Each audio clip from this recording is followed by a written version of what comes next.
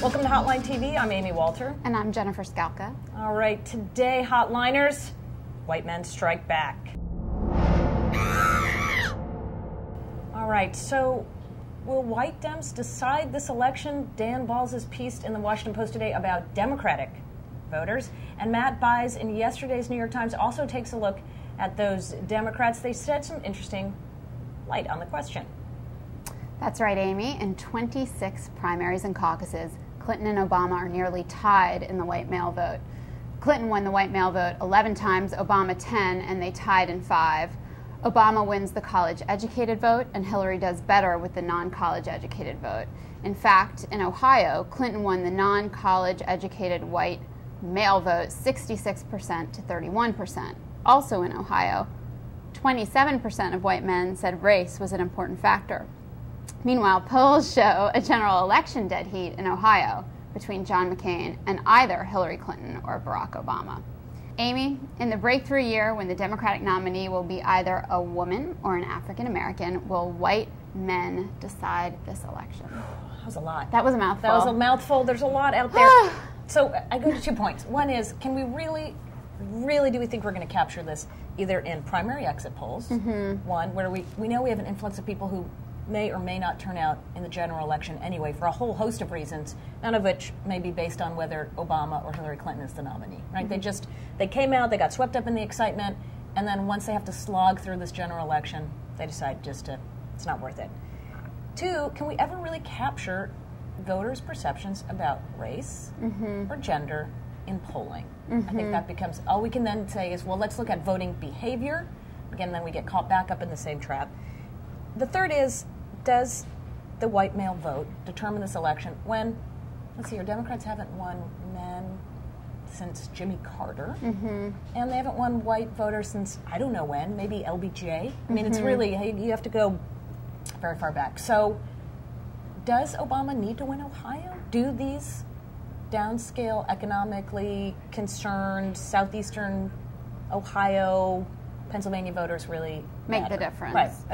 And that's sort of Hillary Clinton's argument, right? Winning urbanized states is what I do best. Right. The flip side of Hillary Clinton's argument is that she's winning in classically big Democratic states that would undeniably vote Democratic for the most part in a general. Right.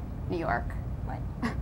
So I don't necessarily think her argument washes all the way through. But do I think Ohio matters? Yeah, I think Ohio probably matters. I mean, I think Balls makes a valid point about white male voters. Do they take a look at John McCain if Obama's the nominee and reconsider, especially since he does have that sort of indie moderate But appeal? if they weren't voting for John Kerry, right, if these are the same people that were not voting for John Kerry, or they barely voted for, even if they barely gave Bush an edge, why would they suddenly now, can we just assume they're not going to vote for Obama based on race? No, I don't think we should make that assumption. I think all assumptions this year should be thrown completely out the window because everybody thus far, the conventional wisdom has been repeatedly wrong. Well, and it just seems like there's this, and we knew this was going to happen whenever you put a woman, an African American into this race, we knew that this was going to be more Dr. Phil than anything else. This election that we have to psychoanalyze voters more than look at their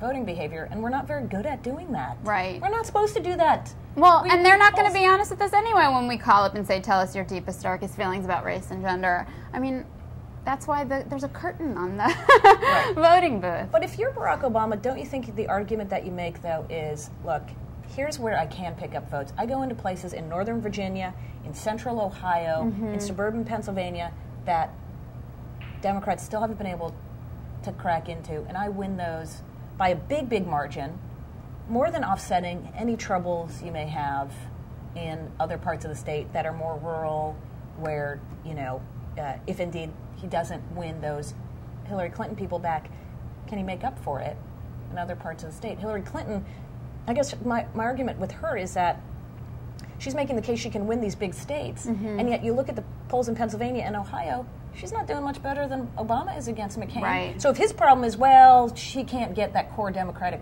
base, that's why he's not doing as well, what is her problem in Pennsylvania? Well, I think both of them could be potentially successful if they remind voters that John McCain is George W. Bush, whether it's on foreign policy or the economy. Which they haven't done because they're hitting each other, each other all weekend. To death.